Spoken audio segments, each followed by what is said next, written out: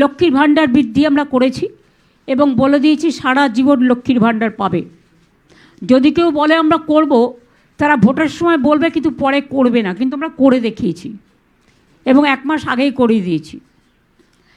এখন সাধারণ মহিলারা পাচ্ছেন 1,500, মানে বছরে 18,000, আর তপশিলি জাতি এবং আদিবাসীদের জন্য 1,700, অর্থাৎ বার্ষিক 20,400। 1,500 করে আমরা, যেটা প্রায় 1 কোটি যুবকদের, যাদের বয়স 21 থেকে 40 বছরের মধ্যে, যারা স্কলারশিপ পায়, পাক, কোনো অসুবিধে নেই। স্কলারশিপের টাকার সাথে এর কোনো সম্পর্ক নেই, কারণ আমাদের অনেক স্কলারশিপ আছে, কন্যাশ্রী, শিক্ষাশ্রী, যুবশ্রী, মেধাশ্রী, স্মার্ট কার্ড, সবুজের স্বপ্ন, তরুণের স্বপ্ন, রূপশ্রী, আমাদের 100টার ওপর স্কিম আছে, সামাজিক স্কিম, সেটা তো পাবেই। এটা আমরা বেকার ভাতা হিসেবে নয়।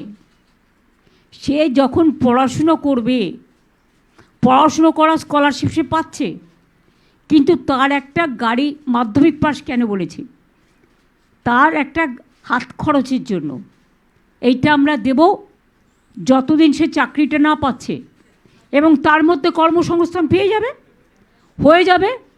অলরেডি আমরা 2 কোটি ছেলে মেয়েদের চাকরি দিয়েছি, আর মোদী সরকার বলেছিল প্রতি বছর 2 কোটি ছেলে মেয়েদের চাকরি দেবে। ইন্ডিয়ার জাতীয় গড় 40% বেকারি বেড়েছে, আর বাংলার জাতীয় গড় 40% বেকারি কমেছে।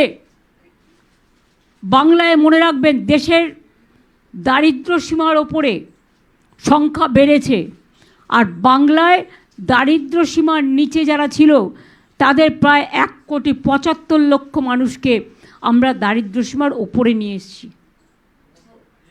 মানুষের যে কোনো সোশ্যাল, ইকোনমি সব কিছু ডিপেন্ড করে গরিব মানুষ,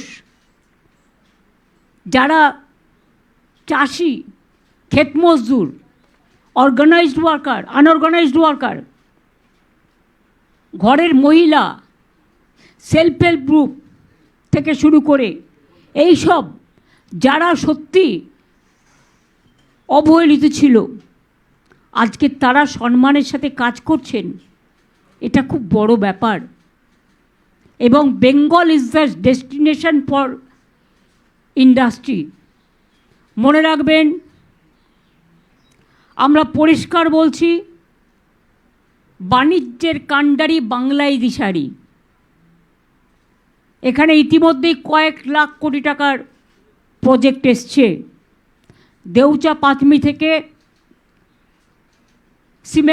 সিমেন্টের হাব হয়ে গেছে, লেদার হাব হয়ে গেছে। এগুলো ন্যাশনালি উই আর নাম্বার 1। এখানে পাওয়ার হাব হয়ে গেছে, 24x7 পাওয়ার মানুষ পায়। আগে সবাই বলতো লোডশেডিংয়ের সরকার, আর নেই দরকার। আরও অনেক পাওয়ার প্ল্যান্ট হচ্ছে। আর দেউচা পাঁচমি হয়ে গেলে আগামী 100 বছর পাওয়ারের কোনো ক্রাইসিস হবে না। আগামী 100 বছরের জন্য আমরা ছাত্র যৌবনকে, নতুন প্রজন্মকে এই উপহারটা দিয়ে দেবো। আর পাওয়ার যখন বাড়ে তখন পাওয়ারের দামটাও কমে, আর দামটা কমলে ইন্ডাস্ট্রির পথ আরও প্রশস্ত হয়। জঙ্গল সুন্দরী, কর্মনগরী, দেখুন রঘুনাথপুরে 72,000 কোটি টাকা বিনিয়োগ হচ্ছে। জিন্দালরা শালবনীতে আগে করেছিল, আবার 600, 1200, এই 800, 1600 প্লাস সোলার সবটাই হচ্ছে। এখানে কোচ ফ্যাক্টরি 3টে হয়েছে, তার কারণ জমি থেকে শুরু করে সব কিছু আমরা করেছি। ব্যাঙ্গালোরের কোচ এখানে তৈরি হচ্ছে। মনে রাখবেন, ওয়াগান থেকে ইঞ্জিন থেকে কোচ, তার ফ্যাক্টরিও কিন্তু এখানে হয়েছে। জাহাজ কোম্পানি থেকে শুরু করে সব, এগুলো সবসময় আপনারা হয়তো খেয়াল রাখেন না। এমএসএমইতেও আমরা নাম্বার 1 ইন বেঙ্গল। 1.5 কোটি ছেলে মেয়ে শুধু আমাদের এমএসএমইতে চাকরি করে।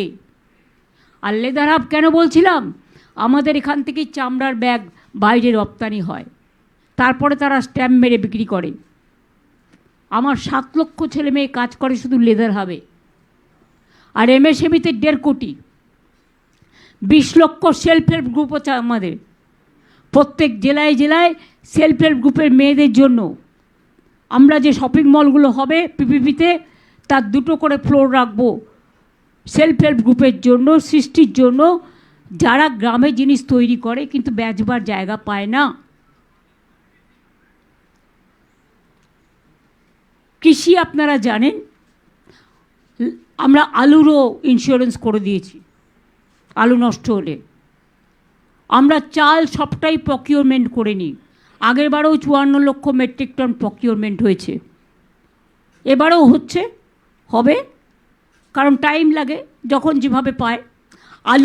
আলুও প্রকিউরমেন্ট করতে শুরু করেছে, এবং প্রকিউরমেন্ট করেও যেটুকু বাকি থাকবে যদি কেউ বাইরে বিক্রি করতে চায় আমাদের কোনো আপত্তি নেই, আমরা বলেই দিয়েছি। আমার রাজ্যে সংগ্রহটা রাখলেই হয়ে যাবে। আগে তো ডিম টোটালটাই আসতো বাইরে থেকে, এখন তো 90% আমরা উৎপাদন করি। পেঁয়াজ তো কোনোদিন বাংলায় উৎপাদনই হয়নি, এখন তো আমরাই উৎপাদন করি। এমনকি মাছের চাষের ওপরে আমরা জোর দিয়েছি। আগে ইলিশ মাছের জন্য আপনাদের হাপিত্তেশ করে বসে থাকতে হতো। আমরা প্রথমে ক্ষমতায় সেই 2013তে ইলিশ মাছের রিসার্চ সেন্টার করেছিলাম, এবং তাই আজকে ইলিশে বাংলা ভাষে।